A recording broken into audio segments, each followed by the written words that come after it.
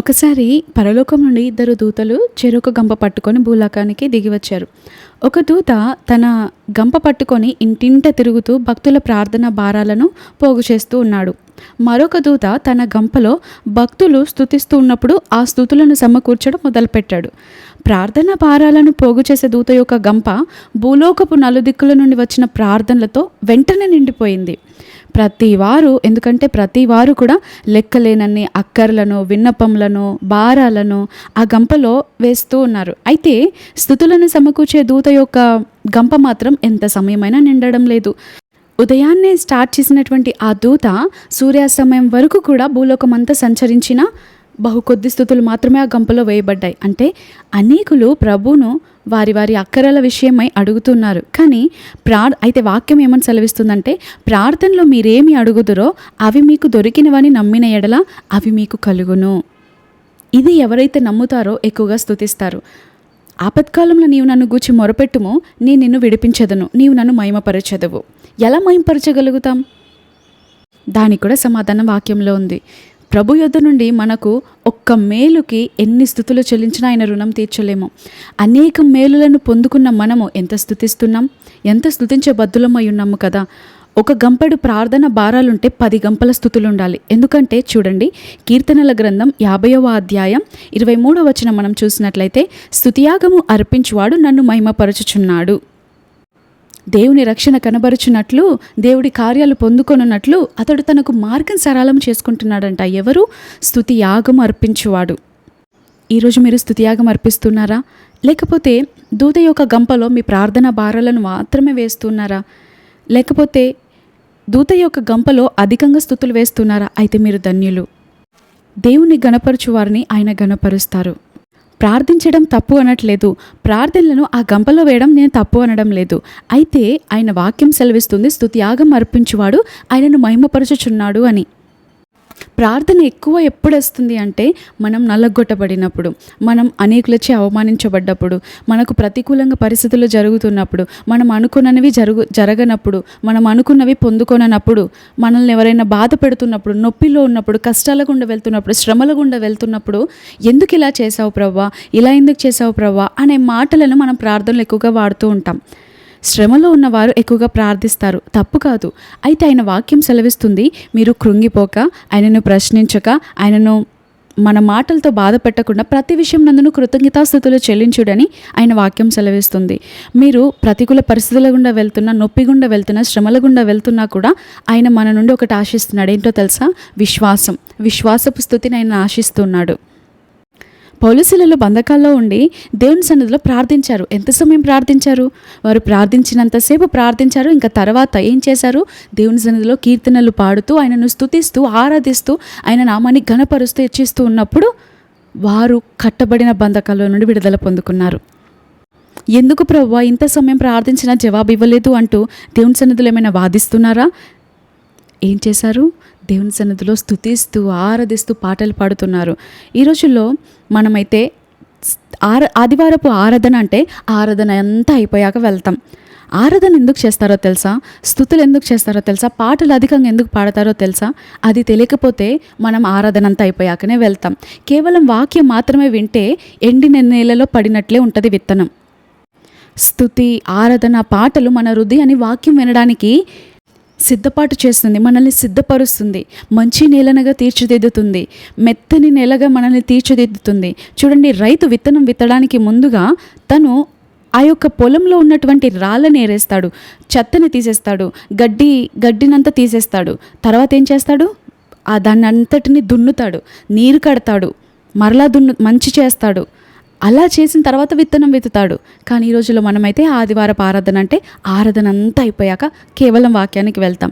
అందుకే ఈ రోజుల్లో మన జీవితాలు ఫలించడం లేదు, వాక్యం మనలో నిలిచి ఉండడం లేదు, వాక్యానుసారంగా మనం బ్రతకలేకపోతున్నాం, వాక్యానుసారంగా ప్రార్థించలేకపోతున్నాం. కారణం ఏంటి అంటే, సాంగ్స్ని మనం నెగ్లెక్ట్ చేస్తున్నాం, ఆరాధనని మనం నెగ్లెక్ట్ చేస్తున్నాం, స్తుతులని మనం నెగ్లెక్ట్ చేస్తున్నాం. అప్పుడు మనం పెట్టుకోవాల్సింది ఆదివారపు ఆరాధన కాదు, ఆదివారపు వాక్యం అని పెట్టుకోవాలి. శిష్యులు యేసుప్రభువారు ఆరోహణం అయిన తర్వాత ఏం చేశారో తెలుసా? ఆయన యొక్క సన్నిధిలో వేచి ఉండి ఎడతెగక దివారాత్రములు ఆయనను స్తుతించారంట. హల్లెలూయా. ఇంకొక మాట ఆశ్చర్యపరిచేది ఏంటి అంటే, యేసుప్రభు వారు ఆరోహణమైన తర్వాత వారు ఎడతెగక ప్రార్థిస్తున్నప్పుడు మొట్టమొదటిసారి పరిశుద్ధాత్మ అనుభవాన్ని వారు పొందుకున్నప్పుడు వారు ఏం చేశారో తెలుసా? అన్య భాషల్లో దేవుని స్తుతించారని ఉంది. హల్లెలూయా! అన్ని భాషల్లో ప్రార్థించవచ్చు కదా, అన్ని భాషల్లో ప్రసంగించవచ్చు కదా. కానీ వారు ఏం చేశారు? మొదటగా వారు పరిశుద్ధాత్మ శక్తి పొందుకున్నప్పుడు దేవుని స్తుతిస్తున్నారు అన్య భాషలతో. స్తుతి ఎంతో ప్రాముఖ్యమైనది. స్తుతిలో భాగమే పాటలు, ఆరాధన కూడా. ఈరోజు మనం విన్న వాక్యానుసారంగా నడవలేకపోతున్నాము అంటే, విన్న వాక్యాన్ని అక్కడే మర్చిపోతున్నాము అంటే మన నేల సరిగ్గా లేదని అర్థం. విన్న వాక్యం అపవాది వచ్చి దొంగిలించుకొని పోతున్నాడు అంటే మన నేల సరిగ్గా లేదు. మంచి నేలలో విత్తబడిన విత్తనం 30దంతలుగా, 60దంతలుగా, 100ంతలుగా ఫలిస్తుందంట. ఒకే నేల, ఒకే వ్యక్తి విత్తుతున్నాడు, కానీ ఏంటి తేడా? 30దంతలుగా, 60దంతలుగా, 100ంతలుగా ఫలించడానికి అసలు కారణం ఏంటి? ఒకే వ్యక్తి బోధిస్తున్నాడు, ఒకే స్కూలు, ఒకే క్లాస్ రూమ్, అయినా కూడా ఒక వ్యక్తి ఫస్ట్ ర్యాంక్ వస్తున్నాడు, ఒక వ్యక్తి సెకండ్ వస్తున్నాడు, ఒక వ్యక్తి థర్డ్ వస్తున్నాడు, ఒక వ్యక్తి 10th, ఒక వ్యక్తి 20, ఒక వ్యక్తి ఫెయిల్ అవుతున్నాడు. కారణం ఏంటి? వాళ్ళు రిసీవ్ చేసుకునే విధానాన్ని బట్టి ఆధారపడి ఉంది. మనం దేవుని సన్నిధికి వస్తూ ఉన్నప్పుడు మనల్ని సిద్ధపరుచుకుంటూ రావాలి. ఈరోజు నేను వాక్యం వినబోతున్నాను, ఈరోజు నన్ను నేను సరి చేసుకోవాలి, ఈరోజు నా దేవునికి ఇంపుగా నేను మార్చబడాలి, ఈరోజు దేవుని వాక్యం నా కొరకే అన్న ఆశతో, ఆసక్తితో ఎవరైతే వస్తారో వారు సిద్ధపడి ఉన్నట్లు. వారితో దేవుడు సూటిగా స్పష్టంగా మాట్లాడతారు. ఏదో క్యాజువల్గా, యూజువల్గా వచ్చి కూర్చుంటే దేవుడు ఏం మాట్లాడడు. బాగా చెప్పారు అని చప్పట్లు కొట్టవచ్చు, కానీ అది మన బ్రతుకులు అప్లై చేసుకోకపోతే ఎందుకు పనికిరాదు. శిష్యులు ఎడతెగక స్తుతించారు. యెహోషాపాతుకి యుద్ధం ఎదురైనప్పుడు స్తుతించాడు. దావీదు ప్రతికూల పరిస్థితుల్లో స్తుతించాడు. యోహాను తన ఒంటరి పరిస్థితుల్లో దేవుని స్తుతించాడు.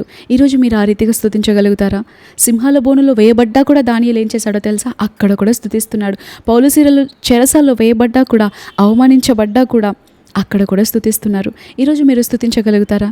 ఏదైనా పోగొట్టుకున్నప్పుడు, ఏదైనా కోల్పోయినప్పుడు, శ్రమల గుండా వెళ్తున్నప్పుడు, అవమానాల గుండా వెళ్తున్నప్పుడు, నొప్పి గుండా వెళ్తున్నప్పుడు, అనుకున్నవి అనుకోనని రీతిగా జరుగుతున్నప్పుడు, ఎటు చూసిన మోయబడిన ద్వారాలు కనబడుతున్నప్పుడు, ఏ సహాయం లేకుండా నిరుత్సాహం ఎదురవుతున్నప్పుడు, కనీసం నిరీక్షించడానికి ఏ అవకాశము కూడా లేనప్పుడు మీరు స్తుతించగలుగుతారా? ఎవరైతే స్తుతిస్తారో వారిలో విశ్వాసం పురిగొల్పబడుతుంది. ఎవరైతే స్తుతిస్తారో వారిలో దేవునిపై నమ్మకం పెరుగుతుంది. ఎందుకంటే స్తుతించేవాడికి దేవుడు ఏమై ఉన్నాడో తెలుసు, దేవుడు ఏం చేశాడో తెలుసు, దేవుడు ఏం చేయగలడో తెలుసు, ఆయన సామర్థ్యత ఎంతో తెలుసు. కాబట్టి వారిలో విశ్వాసం అధికంగా ఉంటుంది. చనిపోయిన లాజర్ని లేపిన దేవానికి స్తోత్రం, ఎర్ర సముద్రం 2 పాయలుగా చీల్చిన దేవా స్తోత్రం, యోర్దాను నదిని ఏకరాశిగా నిలిపిన దేవానికి స్తోత్రం, ఇలాంటి మాటలు, ఎరికో గోడలను కూల్చిన దేవానికి స్తోత్రం, ఇలాంటి మాటలతో మనం ఆయనను స్తుతిస్తూ ఉంటే మనం వెళ్తున్న పరిస్థితి ఎంత కఠినమైనా కూడా దేవుడు ఆ రీతిగా వారికి చేశాడు అంటే అప్పుడు చేసిన దేవుడు ఇప్పుడు కూడా చేయడానికి సమర్థుడు అన్న విశ్వాసం మనలో బహుగా అనుగ్రహించబడుతుంది. ఎందుకంటే ఆయన వాక్యం సెలవిస్తుంది, దేవుడు నిన్న నేడు నిరంతరం ఏకరీతిగా ఉన్నవాడు, భూత వర్తమాన భవిష్యత్ కాలంలో ఏకరీతిగా ఉన్నవాడు. ఆయన అల్ఫా ఒమేగా, ఆదిలో ఏ రీతిగా ఉన్నాడో ఈ అంత్య దినాల్లో కూడా అదే రీతిగా ఉన్నాడు. అప్పుడు చేయడానికి దేవుడు ఎంత సామర్థ్యం కలిగి ఉన్నాడో ఇప్పుడు చేయడానికి అంతే సామర్థ్యం కలిగి ఉన్నాడు. అబ్రహామును దేవుడు ఎంత ప్రేమించాడో నిన్ను కూడా అంతే ప్రేమిస్తున్నాడు. అబ్రహాము కొరకు, ఇస్సాకు కొరకు ఎటువంటి వెలను చెల్లించాడో నేడు నీకు నా కొరకు కూడా అంతే వెలను చెల్లించాడు. వారి ప్రార్థనలను ఆలకించిన దేవుడే మన ప్రార్థనలు కూడా వింటూ ఉన్నాడు. కాబట్టి వారికి చేసిన దేవుడు మనకు చేయడానికి సమర్థుడు. ఎండిన ఎముకల్లో జీవం పోసిన దేవుడు నీ ఎండిన జీవితాన్ని తిరిగి చిగురింప చేయలేడా? ఎండిన అహరోను కర్రను మోడు బారినటువంటి, ఎందుకు పనికిరాని, ఎంతో కాలంగా ఎండిన స్థితిలో ఉన్న అహరోను కర్రను దేవుడు చిగురింపచేసి ఒక్క రాత్రిలో ఆకులేసింది, కాయలు కాసింది, పండ్లు వేసింది, పువ్వులు పూసింది. ఎలా సాధ్యమైంది? దేవునికి అసాధ్యమైంది ఏదీ లేదు. ఎవరైతే నమ్మి ఆయనను స్తుతిస్తారో వారు కూడా అసాధ్యం అనుకున్న కార్యాలను స్వతంత్రించుకోగలుగుతారు. కాబట్టి మీ స్తుతుల గంపను అధికంగా నింపండి. మీ ప్రార్థనల గంపను నింపుతూ మీ స్తుతుల గంపను అధికంగా నింపుతూ ఉండండి. మనం ఎంతో కాలంగా దేవుని నమ్ముకున్నాం, దేవుని తెలుసుకున్నాం, దేవుడు సర్వశక్తిమంతుడని తెలుసు, దేవుడు స్తుతులకు పాత్రుడని తెలుసు. మరి ఎంతో కాలంగా దేవుని సేవిస్తున్న మనము మన స్తుతి గంపను ఎంతవరకు నింపాం ఒకసారి పరిశీలించుకుందాం. మీరు సమస్యల గుండా వెళ్తున్నారు, సమస్యలు మిమ్మల్ని ఏలుబడి చేస్తున్నాయి, మీ జీవితంలో సమస్యలే ఉన్నవి అంటే మీ స్తుతి తక్కువైందేమో చూసుకోండి. స్తుతుల గంప నింపుతూ ఉండండి. స్తుతుల గంప నిండితే సాక్ష్యాల గంప మనకు వస్తుంది. అట్టి కృపభాగ్యం దేవుడు మనకు అనుగ్రహించి నడిపించునుగాక. Amen. Thank you all. Praise the lord.